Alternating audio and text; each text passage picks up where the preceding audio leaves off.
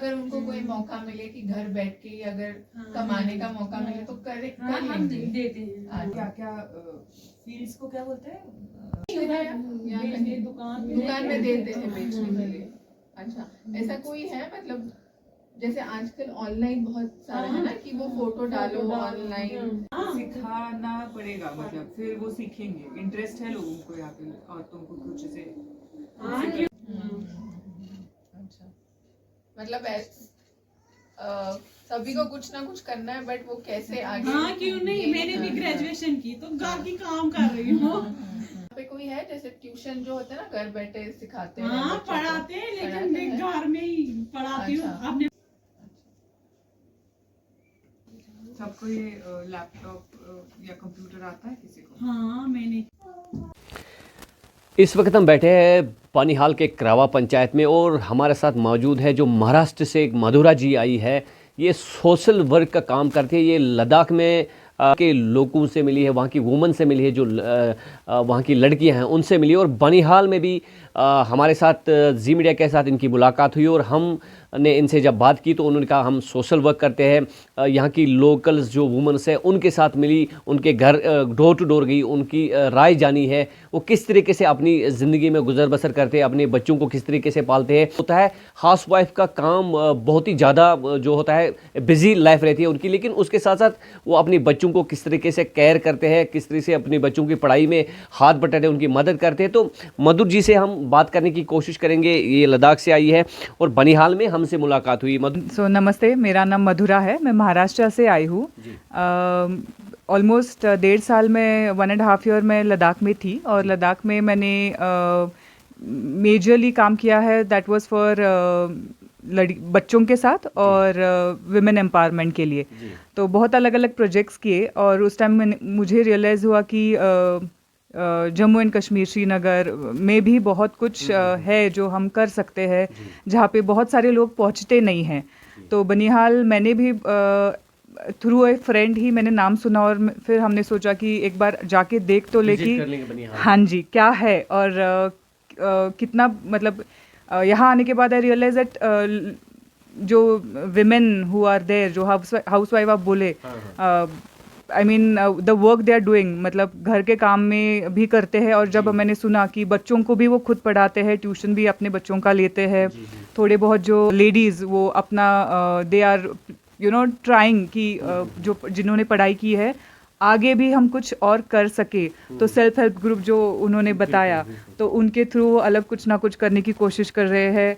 और I feel कि अगर मैं थोड़ा भी कुछ कंट्रीब्यूट कर पाऊँ इन सब स्पेशली विमेन एंड किड्स के लिए, तो I will be really grateful. तो मेरी यही कोशिश है कि मैं जान पाऊँ कि उनको क्या ज़रूरत है, जहाँ पे हम उनके लिए कुछ ना कुछ कर सके।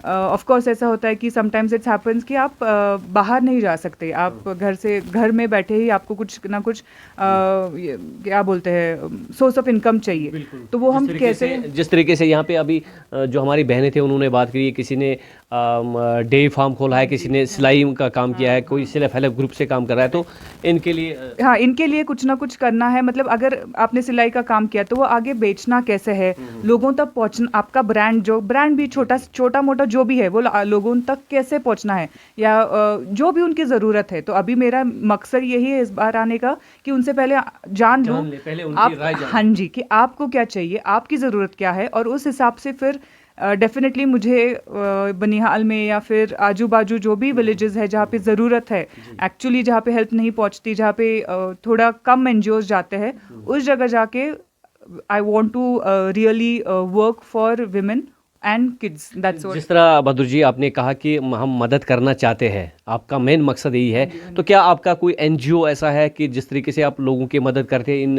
लेडीज़ों वुमन जो है, इन हाउस वाइफ है, इनकी मदद जो अपने पैरों पर खड़ा होना चाहती है, तो कोई एनजीओ या कोई ऑर्गेनाइजेशन आपकी है जो मदद करना चाहेंगी? आप महाराष्ट्र से जम्मू कश्मीर आई और आज बनिहाल में है। टू बी ऑनेस्ट ऐसे एनजीओ नहीं है मेरा।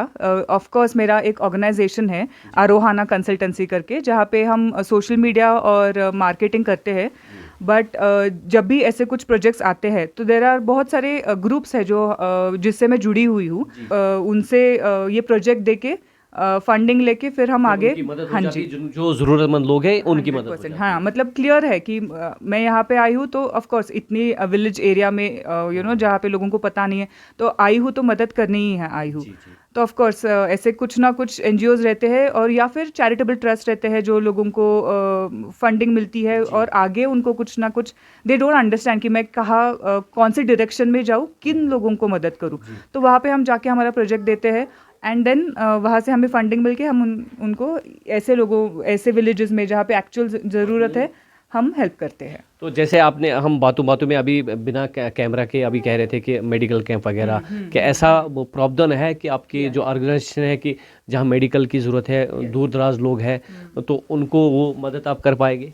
हाँ तो यहाँ पे जैसे हमने लद्दाख में एक किया था कैंप किया था जहाँ पे स्पेशली विमेन के लिए ही किया था जहाँ पे उनको जिन चीज़ों की ज़रूरत है जो हम बोलते हैं ना जैसे हाइजीन बेसिक हाइजीन रहता है ठंड में आपको कैसे आपको सुरक्षित सेफ एंड अच्छा क्लीन रखना है ये सारी चीज़ें हम सिखाते हैं प्लस जो चीज़ें लगती है फॉर विमेन स्पेशली वो भी प्रोवाइड करते हैं हम और वो दिमाग में रख के प्रोवाइड करते हैं कि हमें जो चीज़ हम दे रहे हैं वो सस्टेनेबल हो एनवायरनमेंट क्योंकि पहाड़ों के लिए भी हमें सोचना चाहिए ऐसे नहीं है कि सिर्फ यू थिंक अबाउट ह्यूमंस तो पहाड़ों के भी सोच के हम वैसे प्रोडक्ट्स देते हैं विमेन को विच आर यूजेबल रिसाइक्लेबल ऐसे सारी चीज़ें पे भी ध्यान देते हैं।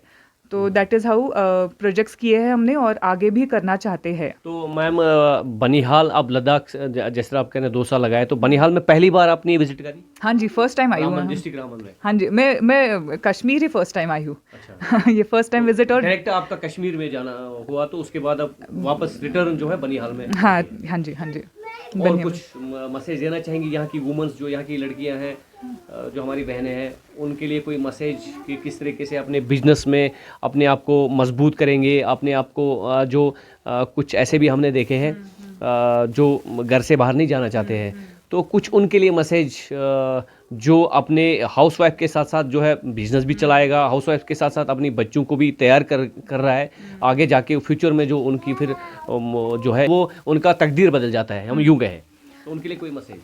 डेफिनेटली मैं ये मैसेज देना चाहती हूँ कि गिव अप ना करें। अगर आपके मन में है कि मुझे ठीक है बहुत रिस्ट्रिक्शंस है यहाँ पे मैंने देखी है बहुत सारी रिस्ट्रिक्शंस जनरल लड़कियों को रहती ही है वो भी अगर आप सोच के आपने ठान लिया है कि मुझे एक ये चीज़ करनी है तो दिन में 1 घंटा या हो या 2 घंटा 3 घंटा वो चीज़ करने के लिए आपका स्किल हो आपका मेहनत हो सब डाल दो वो 3 घंटा 1 घंटा में और अपने आप आपको वेज मिल जाएंगे और सबके पास आजकल फ़ोन रहते हैं तो फ़ोन में भी ऑफ कोर्स सिक्योरिटी देख के कि आप किसके साथ काम कर रहे हो क्योंकि ऑनलाइन काम बहुत मिलता है और फंस भी जाते हो तो वो भी आप अच्छे से देख के 3-4 लोगों से पूछ के आप घर बैठे भी बहुत कुछ कर सकते हो बट उसके लिए ऑफ कोर्स आपको आपके स्किल्स पे और अपना थोड़ा सा मेहनत डालो और I think nobody can stop you यानी कि मेहनत आप जब करोगे तो कामयाब होना ही है